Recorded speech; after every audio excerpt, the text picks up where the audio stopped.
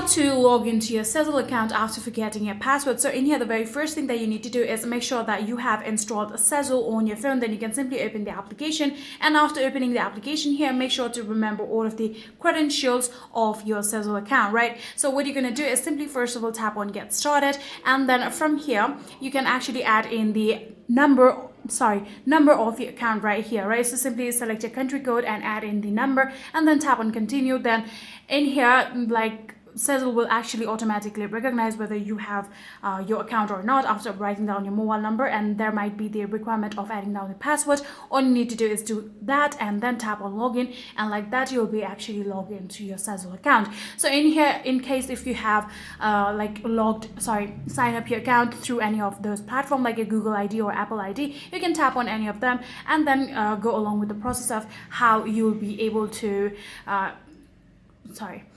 go along with the process of how you will actually be able to, log in using those credentials. So in here, let's just say you want to enable your Face ID, then you can actually simply tap on this toggle button. In order to simply enable it, simply tap on allow, and you'll be able to enable your Face ID whenever you try to log into your Sezzle account later. So yeah, that is it. If you guys do have any further queries, then please let me know in the comment section down below.